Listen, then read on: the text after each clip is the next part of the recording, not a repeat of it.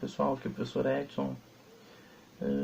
Vamos dar início hoje à aula 2 de História, referente ao terceiro ano, né, o terceiro colegial.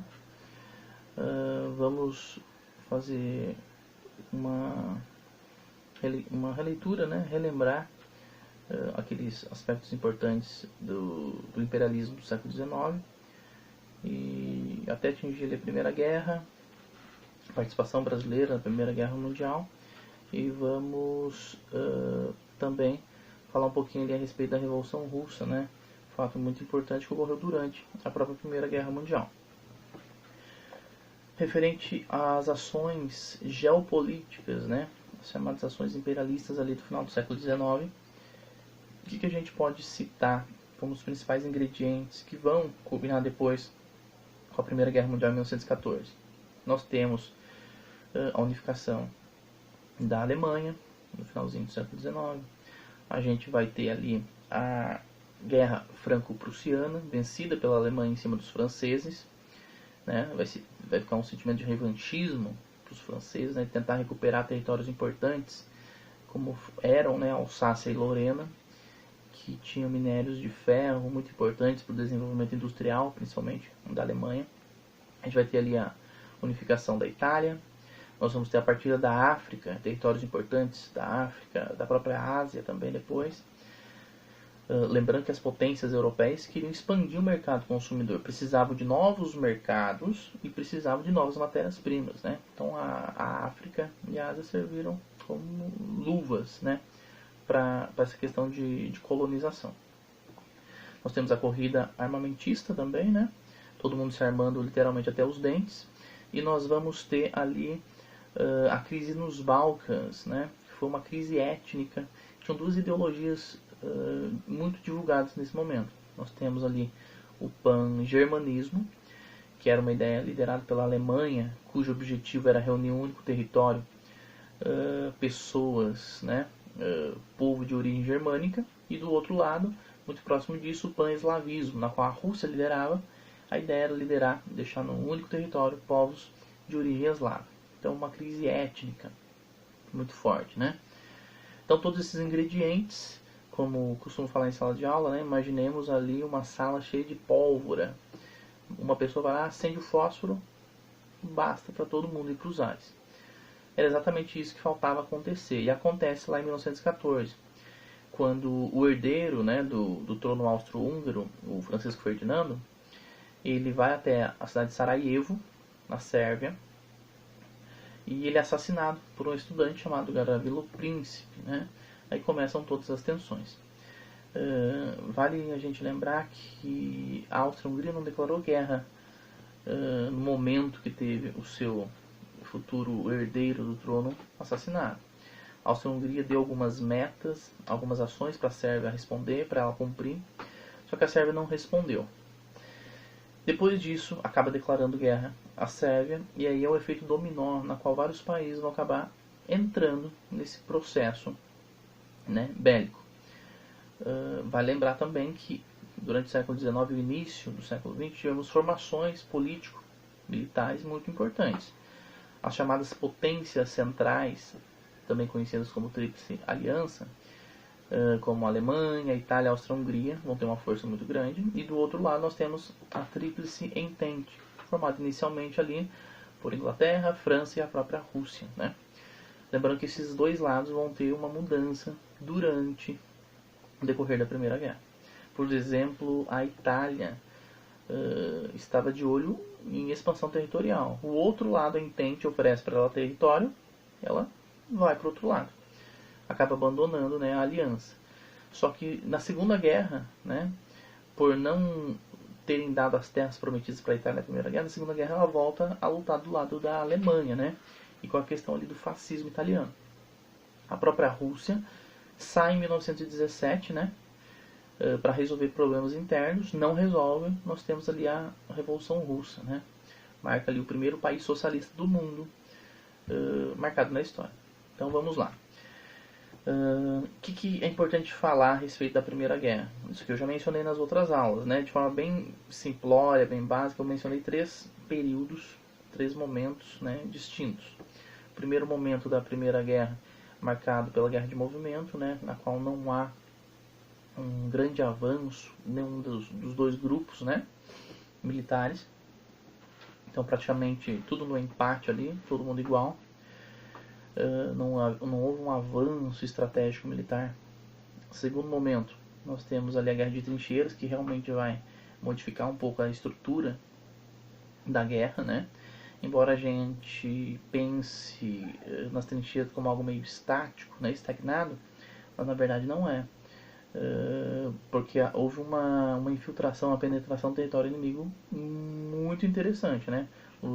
A parte tática militar evoluiu bastante nesse período, inclusive dos dois lados, né? Mas a Entente parece que sobressaiu um pouquinho. E o terceiro e último período, né, chamado de Nova Guerra de Movimento, que é marcado com a parte da tecnologia bélica, né? Temos armas químicas, né? Aí nós temos bombas, metralhadoras, navios, submarinos, aviões, etc. Então, poder de fogo enorme, né? E podemos destacar na Primeira Guerra Mundial o ano de 1917. Por que é um ano chave? Por que esse ano é um enigma? Foi muito importante. Porque em 17 a Rússia sai da Primeira Guerra Mundial para resolver esses problemas internos. Não resolve, mas fato é que sai. Tríplice Entente vai ficar enfraquecida sem a Rússia? Não vai, porque no mesmo ano nós temos a entrada dos Estados Unidos, né? Os Estados Unidos forneciam alimento, medicamentos e armas para a Entente. Aí tem alguns de seus navios, né, que ficavam ali na costa europeia afundados, né, pelos alemães, acaba entrando de vez os Estados Unidos na guerra. Serão os grandes favorecidos, né, porque entram logo no finalzinho e a guerra já acaba no ano seguinte, em 1918. Então a entrada dos Estados Unidos vai ser muito importante. Lembrando que os Estados Unidos saem da Primeira Guerra Mundial como a principal potência do mundo, inclusive até hoje, né, deixa para trás a Inglaterra, que era a líder hegemônica do mundo até então. Estados Unidos se dá muito bem, até porque depois da Primeira Guerra Mundial, quem vai ser o responsável por financiar e reconstruir boa parte da Europa? Os próprios Estados Unidos. O que mais dá pra gente mencionar aqui durante a Primeira Guerra Mundial? A participação brasileira. Diferentemente da Segunda, que envia aí milhares de soldados, aproximadamente 25 mil, os Estados Unidos, aliás, o Brasil, envia médicos, né, medicamentos, comida, né, suprimentos, para auxiliar a Entente. Alguns navios, né, vão vistoriar o Atlântico ali e tudo mais, mas o Brasil não vai enviar efetivamente soldados, né? Atua de forma bem disfarçada. O Brasil participa, mas com médicos, medicamentos, alimentos e alguns navios para rondar, né, para vistoriar ali a parte do Atlântico. Essa é a participação brasileira. Por que a Rússia sai? O que podemos mencionar ali? Tem todo o histórico russo. A Rússia, ela tinha alguns aspectos feudais, né, durante o início ali do século, finalzinho do século XIX, XX, que deixava o país meio estagnado, né? Era uma das potências, mas essa parte dos resquícios feudais se refletia muito, né, a parte da injustiça social nas camadas mais pobres da população, os camponeses, os operários. E o Nicolau II, que era o czar, o rei da Rússia, do Império Russo, ele governava a mãos de ferro, né? Nós temos em 1905 um importante fato, né, chamado ali de Domingo Sangrento, na qual o povo foi, né, até São Petersburgo ali reivindicar melhorias nas condições de trabalho, de vida, etc. E ele manda fuzilar muita gente. Você ali mais de 5 mil feridos, se não me engano mais de 2 mil mortos, mais de 1.000 mortos, se não me engano. Então vai ser uma coisa assim, tudo a queima-roupa, né? Não tinha diálogo. Então a gente vai ter uma formação intelectual fora, né, da Rússia, até porque dentro da Rússia o pessoal era perseguido. A gente tem ali o Trotsky, né? A gente tem ali o Lenin, né? Que vão formular algumas ideias para tentar derrubar essa monarquia russa, né? A gente vai ver dois partidos importantes da Rússia sendo formados ali, né? Os bolcheviques, que tinham maioria no parlamento, significava maioria, né? E os mencheviques, significa minoria, chama a minoria no parlamento.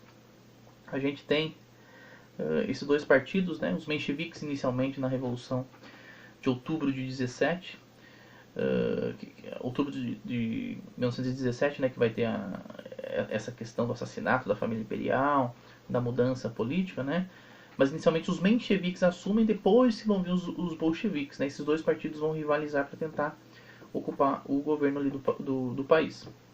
A gente vai ver que não vai sobrar ninguém da família imperial russa, né? Todo mundo assassinado brutalmente.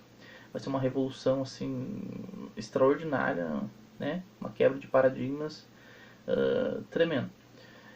A gente vai ter a União Soviética sendo formada alguns anos depois, né? Em 1922, sendo o primeiro país socialista do mundo, né? Algo que eu não comentei ainda, né? A União Soviética vai ter uma influência enorme do Karl Marx, da questão socialista, para tentar diminuir as desigualdades que existiam até então, né? Então a Revolução Russa vai ser sim muito importante, vai ser muito sangrenta, né? E vai modificar o cenário mundial durante muito tempo, né? Porque de 22 até 1991, quando vai acabar, vai durar muito tempo. Vai ter toda uma política depois com Stalin, e a gente vai ter algumas estruturas políticas interessantes que a gente vai discutir nas próximas aulas, tá? Então é importante a gente dar uma pincelada. Eu peço que vocês leiam as apostilas e as dúvidas que possam surgir, vocês encaminhem à escola, a gente vai dialogando aí da melhor forma possível, tá bom? Então eu agradeço, no que for necessário a gente vai auxiliando. Muito obrigado.